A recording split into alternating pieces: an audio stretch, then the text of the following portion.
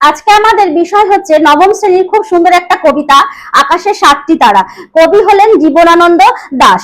জীবনানন্দ দাশ সম্পর্কে আমাদের সকলেরই কিছু না কিছু জানা আছে, তবুও এই কবিতাটি থেকে এমসিকিউ করার আগে এই কবি এবং কবিতা সম্পর্কে একটু ছোট করে জেনে নিই। দেখো, জীবনানন্দ দাশ জন্মগ্রহণ করেন 1899 খ্রিস্টাব্দের 18ই ফেব্রুয়ারি বর্তমান বাংলাদেশের বরিশাল জেলার এক বৈদ্য পরিবারে তার জন্ম হয়। পিতা হলেন সত্যানন্দ দাশ এবং মাতা হলেন কুসুম কুমারী দেবী।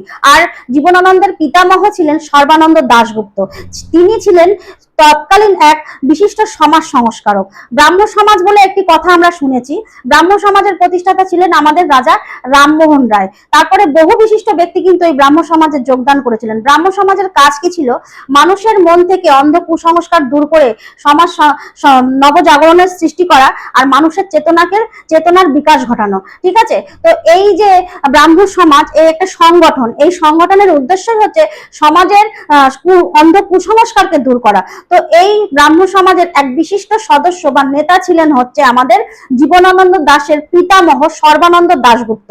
দেখো, আমি বললাম সর্বানন্দ দাশগুপ্ত, এনাদের প্রকৃত পদবী ছিল দাশগুপ্ত, কিন্তু এই সর্বানন্দ বাবু কি করেন, তাদের পদবী থেকে গুপ্ত শব্দটিকে সরিয়ে দেন। ঠিক আছে, তো যাই হোক, এদিকে জীবনানন্দের পিতা হলেন সত্যানন্দ দাশ। তিনি ছিলেন একজন শিক্ষক আবার প্রাবন্ধিক। এছাড়াও তিনি ব্রাহ্মবাদী নামক এক পত্রিকার সম্পাদকও ছিলেন। আর মাতা ছিলেন কুসুম কুমারী দেবী।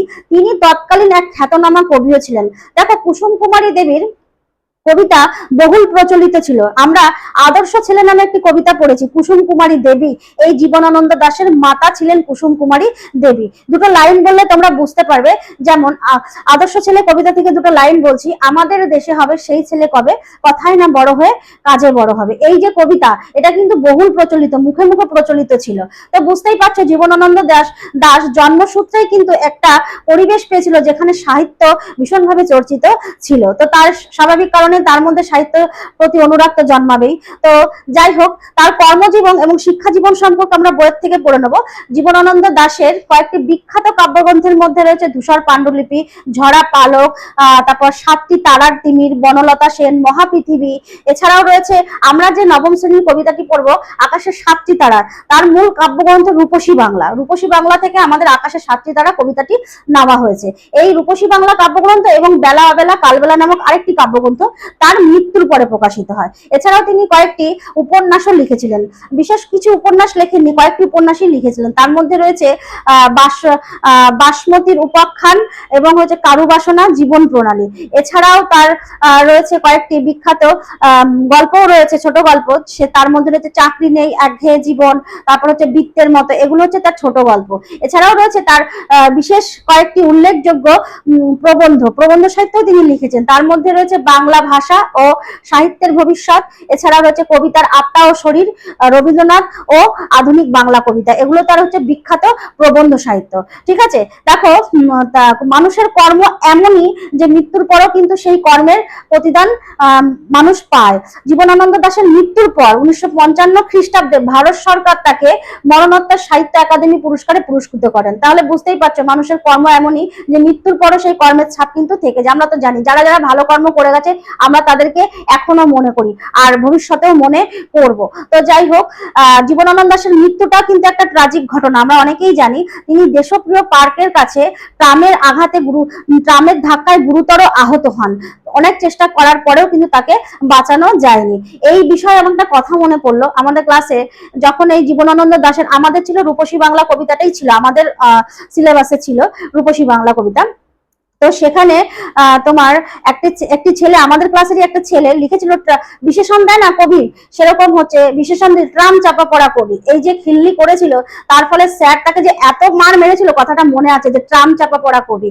তো যাই হোক, খুবই ট্রাজিক ঘটনা যে উনি এইভাবে আহত হন। মাত্র 55 বছর বয়সে তিনি মারা যান। তো তার আমরা যে কবিতাটি পড়বো, জীবনানন্দ দাশের যে কবিতা আমাদের এখন রয়েছে আকাশের সাতটি তারা, এটি রূপসী বাংলা কাব্যগ্রন্থ থেকে নেওয়া হয়েছে। এই কবিতা সম্পর্কে যদি একটু বলতে যাই, তাহলে আগে বলতে হয় বুদ্ধদেব বসু এই জীবনানন্দ দাশের কবিতা সম্পর্কে কি বলেছে জানো?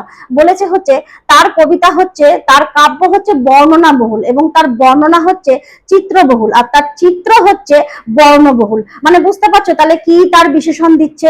মানে প্রত্যেকটা কথা, প্রত্যেকটা শব্দ যেন শব্দ নয়, একটা ছবি। ঠিক আছে, রবীন্দ্রনাথ ঠাকুরও কিন্তু জীবনানন্দ দাশ সম্পর্কে এই কথাই বলেছেন যে তার কবিতা হলো চিত্ররূপময়। ঠিক আছে, মানে কবিতা পড়ছি না, যেন ছবি দেখছি। আর জীবনানন্দ দাশের যে কোনো কবিতা পড়লে আমরা দেখতে পাবো যেন একটা পল্লী বাংলার বা হচ্ছে আমাদের যে গ্রাম বাংলা, তার যেন ছবি একদম চোখের সামনে ভেসে উঠছে। নিখুঁত বর্ণনা, মানে এত নিখুঁত বর্ণনা যে প্রত্যেকটা শব্দই যেন একটা চিত্র হয়ে ফুটে উঠছে। তো যাই হোক, এই কবিতাটিতে কি বলেছে আমরা দেখেছি।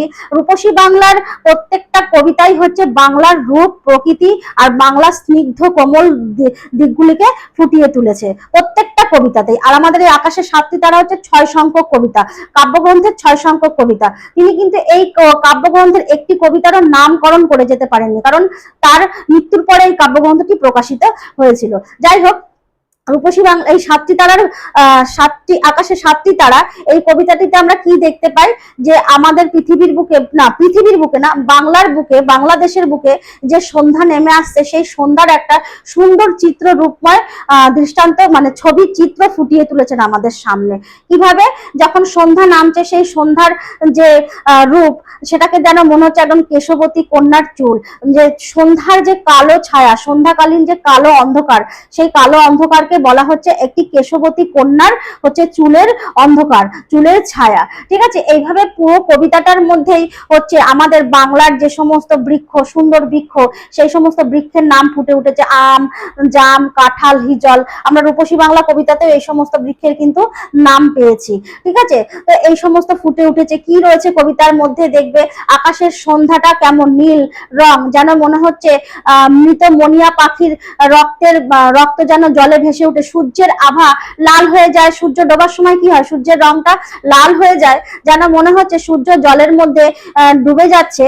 আর যেন মনে হচ্ছে জলটাও হচ্ছে কি হয়েছে, লাল হয়ে উঠেছে। কেন, কিরকম লাল উঠেছে, মৃত মনিয়া পাখির রক্তে যেন লাল হয়ে উঠেছে। ঠিক আছে, আর হচ্ছে আমাদের সন্ধ্যাকালীন যে স্নিগ্ধ গন্ধ রয়েছে, সেখানে কি রয়েছে, হাঁসের ভেজা পালকের গন্ধ, মাছের আষ্টে গন্ধ, তারপর কিশোরীর পায়ের দোলে যাওয়া মুথা ঘাসের সুগন্ধ, বটফলের গন্ধ, কিশোরীর তারপর হচ্ছে কিশোরীর হাতের ভেজা চালের ঠান্ডা স্নিগ্ধ গন্ধ। এই যে সবকিছু মিলিয়েই বাংলার বুকে স্নিগ্ধ একটা নরম কোমল সন্ধ্যা নেমে আসছে, সেই সন্ধ্যাটাকেই তিনি বর্ণনা করেছেন। এইরকম সন্ধ্যা পৃথিবীর আর কোনো জায়গায় নেমে আসতে পারে না, এটা কবির বিশ্বাস। যে প্রকৃতি আমি দেখি, বাংলার যে রূপ আমি দেখি, পৃথিবীর কোনো জায়গায় এই রূপকে আর খুঁজে পাওয়া যাবে না। তার এটাও তিনি বলেছেন, বাংলার মুখ আমি দেখিয়াছি, তাই পৃথিবীর রূপ খুঁজতে চাই না। এটা রূপসী বাংলা কবিতারই একটি লাইন, তাই না? তো যাই হোক, তো পৃথিবীর মধ্যে কোথাও আমাদের বাংলার রূপের মতন এমন রূপ আর নেই, যেন বাংলার রূপই পৃথিবীর সবচেয়ে শ্রেষ্ঠ রূপ। তো যাই হোক, এইভাবেই কিন্তু কবি কি করেছে, কবিতার মধ্যে সন্ধ্যাকালীন একটা সুন্দর বর্ণনা, সুন্দর একটা চিত্র ফুটিয়ে তুলেছেন। কবিতাটির প্রত্যেকটা লাইন আমরা ভালো করে পড়লে কিন্তু ভালো করে বুঝতে পারবো। তো চলো এখান থেকে কিছু এমসিকিউ আমরা করি এখন। দেখো কি দিয়েছি, রূপসী বাংলা কাব্যগ্রন্থটি প্রকাশিত হয়েছে কবে, 1947 খ্রিস্টাব্দ, 1951, 1954, 1957 খ্রিস্টাব্দ। এটা 1957 খ্রিস্টাব্দ। আমি বলেছিলাম দেখো 1955 খ্রিস্টাব্দে, 1954 খ্রিস্টাব্দে হচ্ছে কবির মৃত্যু হয়, আর তার মৃত্যুর পর প্রকাশিত হয় রূপসী বাংলা কাব্যগ্রন্থ এবং বেলা অবেলা কালবেলা কাব্যগ্রন্থ। তাহলে এটি 1957 খ্রিস্টাব্দ হবে, কারণ 1954 খ্রিস্টাব্দে তিনি মারা যান। রূপসী বাংলা কাব্যগ্রন্থের মোট কবিতার সংখ্যা কটি, 54টি, 51টি, 21টি না 61টি? এটি হবে 61টি। আকাশের 7টি তারা, রূপসী বাংলা কাব্যগ্রন্থের কত সংখ্যক কবিতা? আমি কবি বলতে গিয়েও বলেছিলাম এটি হচ্ছে 6 সংখ্যক কবিতা। গঙ্গাসাগরের ঢেউয়ে ডুবে গেছে, কে ডুবে গেছে? চাঁদ ডুবে গেছে, সূর্য ডুবে গেছে, মেঘ ডুবে গেছে না গ্রাম ডুবে গেছে? মেঘ ডুবে গেছে। মেঘ ডুবে গিয়েই তো সন্ধ্যা নেমে এসেছিল। সন্ধ্যাকে যার সঙ্গে তুলনা করা হয়েছে, মনিয়া পাখির সঙ্গে, রূপসীর চুলের সঙ্গে, কামরাঙা মেঘের সঙ্গে না কেশবতী কন্যার সঙ্গে? এখানে কিন্তু রূপসীর চুল আর কেশবতী কন্যা দুটোর মধ্যে কনফিউশন হতে পারে। এটা হবে কেশবতী কন্যা। কেন বলে দিচ্ছি, শান্ত অনুগত বাংলার সন্ধ্যার রং কি, লাল, কালো, নীল না পিঙ্গল? এটা হবে নীল রং। শান্ত অনুগত সন্ধ্যার রং হচ্ছে নীল রং। এইটাকে কেন বললাম, সন্ধ্যাকে যার সঙ্গে তুলনা করা হয়েছে, মনিয়া, রূপসীর চুল, কামরাঙা নাকি কেশবতী কন্যা? এটা রূপসীর চুল হবে না। রূপসীর চুলের সঙ্গে তুলনা করা হয়েছে সন্ধ্যার কালো অন্ধকারকে। সন্ধ্যা নেমে আসলে যে কালো অন্ধকার, ছেয়ে আসে আমাদের বাংলার প্রকৃতির বুকে, যে অন্ধকারের ছায়া হচ্ছে গাছে গাছে, প্রকৃতির প্রতিটি ছত্রে ছত্রে লেগে থাকে সেই কালো অন্ধকার ছায়া, সেই ছায়াটাকে তুলনা করা হয়েছে রূপসীর চুলের অন্ধকারের সাথে, ছায়ার সঙ্গে। কিন্তু সন্ধ্যাকে, যে রূপসী বাংলায় যে সন্ধ্যা নেমে আসে, সেই সন্ধ্যাকে তুলনা করা হয়েছে কেশবতী কন্যার সঙ্গে। কেশবতী কন্যা যে একটি নারী, কেশবতী কন্যা কে, যার চুল অনেক সুন্দর, তাকেই তো আমরা কেশবতী কন্যা বলি। সেই কেশবতী কন্যা আর সন্ধ্যা হচ্ছে একই ব্যক্তি, ঠিক আছে, একই জিনিস। আর কেশবতী কন্যার যে কেশ বা চুল, সেই চুল আর হচ্ছে সন্ধ্যার ছায়া, দুটো জিনিস এক, ঠিক আছে। তো এখানে আমাদের মিস্টেক হতে পারে, অনেকেই আমরা রূপসীর চুলের সঙ্গে সন্ধ্যার তুলনা করা হয়েছে, সন্ধ্যাকে বোঝানো হয়েছে, করে দিতে পারি। এই জিনিসটা কিন্তু মাথায় রাখতে হবে, ঠিক আছে। কেশবতী কন্যা আর সন্ধ্যা দুটো কিন্তু এক, ঠিক আছে।